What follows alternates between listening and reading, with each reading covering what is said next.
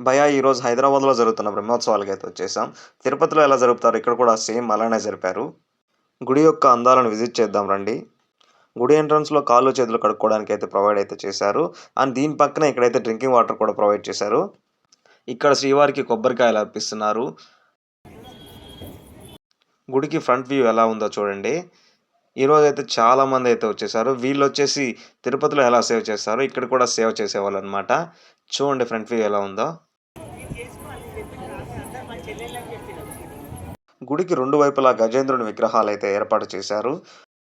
శ్రీ మహావిష్ణు ప్రతిరూపాలను ఇక్కడైతే ప్రచురించారు. ఒక సైడు 5, ఇంకో సైడు 5 అయితే ప్రచురించారు. మీలో ఎంతమందికి దశావతార పేర్లు గుర్తున్నాయో కామెంట్ చేయండి. ఇవొచ్చేసి శ్రీవారి యొక్క వాహనాలన్నమాట. ఈ రథాలపై శ్రీవారిని ఊరేగిస్తారు. యాక్చువల్‌గా చూడడానికి చాలా చక్కగా ఉన్నాయి ఈ రథాలు. యాక్చువల్‌గా శ్రీవారి టెంపుల్ పక్కన మల్టిపుల్ టెంపుల్స్ అయితే ఉన్నాయి. అందులో వినాయకుడి గుడి ఒకటి. దానితో పాటు శ్రీ నాగేంద్ర స్వామి టెంపుల్ కూడా ఉంది. ఇదొచ్చేసి గుడి యొక్క ఫ్రంట్ వ్యూ. ఎగ్జాక్ట్‌గా గుడికి ఆపోజిట్‌లో శ్రీవారి విగ్రహాన్ని అయితే ఏర్పాటు చేశారు. ఈ శ్రీవారి విగ్రహం చాలా చూడముచ్చటగా ఉంది. అండ్ ఇందాక చెప్పాను కదా శ్రీవారి యొక్క దశావతారాలు. అటువైపు 5 అవతారాలు, ఇటువైపు 5 అవతారాలు అయితే పెట్టారు. ఇటువైపు అయితే శ్రీకృష్ణుడు, వరాహ అవతారం, శ్రీరాముడు అయితే ఉన్నారు. ఈ 10 అవతారాలలో మీకు బాగా ఇన్స్పిరేషన్‌గా అనిపించిన అవతారం ఏంటో కామెంట్ చేయండి. యాక్చువల్‌గా ఇది వచ్చేసి పుష్కర్ ఘాట్. పుష్కర్ ఘాట్ అంటే మనం స్నానం చేయడానికి కోనేరు ఎలాగో అలా అనమాట. ఈ పుష్కర్ ఘాట్ ఇంకా ఓపెన్ చేసినట్లేరు. బట్ యాక్చువల్‌గా తిరుపతిలో పుష్కర్ ఘాట్‌లో మునగడం అంటే నాకైతే చాలా ఇష్టం. ఇక్కడ నైట్‌కి ఈవెంట్స్ అయితే ప్రిపేర్ చేస్తారు. ఈ ద్వారం వచ్చేసి వైకుంఠ ఉత్తర ద్వారం. తిరుపతిలో చూసుంటారు కదా వైకుంఠ ఉత్తర ద్వారం ఓపెన్ చేశారని. సేమ్ అలానే అనమాట. ఇప్పుడైతే ఆకలవుతుందని చెప్పేసి మేమైతే ఫుడ్‌కైతే వెళ్తున్నాం. టుడే ఫ్లోటింగ్ అయితే చాలా ఉంది. ఇప్పుడే ఎలా ఉందంటే నైట్‌కి ఎలా ఉంటుందో. ఎందుకంటే నైట్ అయితే చాలా ఈవెంట్స్ పైగా దేవుడిని అయితే ఊరేగిస్తారు. ఆల్రెడీ టైం 2 అయింది. ఫుడ్ 12 నుంచే స్టార్ట్ చేశారంట. ఈ టెంపుల్ ఎక్కడో చెప్పలేదు కదా. హైదరాబాద్‌లోని జూబ్లీ హిల్స్‌లో అయితే ఉంటుంది.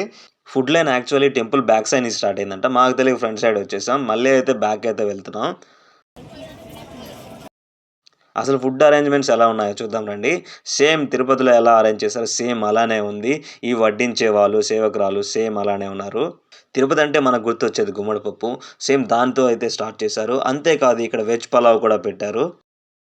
యాక్చువల్‌గా 3 పూట్ల ఫుడ్ అయితే అరేంజ్ చేశారంట. ఫుడ్ అరేంజ్‌మెంట్ అయితే చాలా సూపర్‌గా ఉంది. అసలు నైట్ ఎలా జరిగిందో చూద్దాం రండి.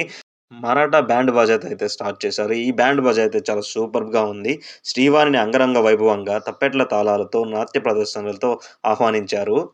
ఈ నాట్య ప్రదర్శన చూద్దాం రండి.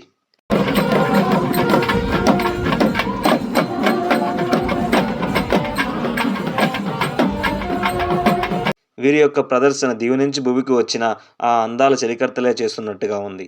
శ్రీవారి సేవ ఇప్పుడే స్టార్ట్ అయింది. ఎలా జరిగిందో చూడండి.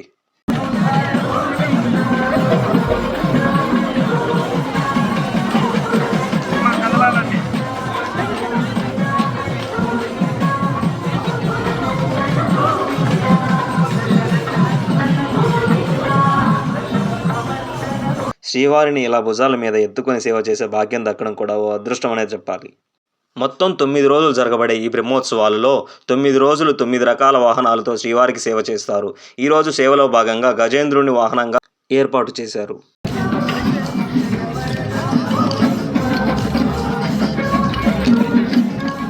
శ్రీవారికి హారతి ఇవ్వడం మొదలైంది. ఈ హారతి ఇస్తున్నంతసేపు గోవింద నామస్వరాలతో గుడి ప్రాంగణం మారుమోగిపోయింది.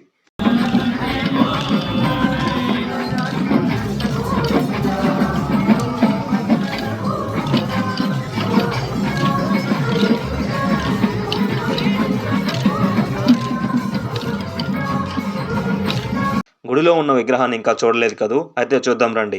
ఈ చిన్నారుల వేషధారణ చాలా సూపర్‌గా ఉంది. శ్రీవారిని ఎంత మంచిగా అలంకరించారో చూడండి. నైట్ ఫుడ్ వచ్చేసి ఉప్మా, పూరి, పొంగల్ అయితే పెట్టారు. ఫుడ్ ఐటమ్స్ అయితే అదిరిపోయాయి ఎలాగో ఇంత దూరం వచ్చేసాం కదా అని చెప్పేసి మధ్యలో ఉన్న పెద్దమ్మ టెంపుల్‌కి అయితే వచ్చేసాం.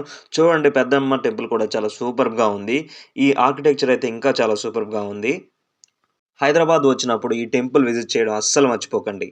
And thank you for watching. Don't forget to subscribe.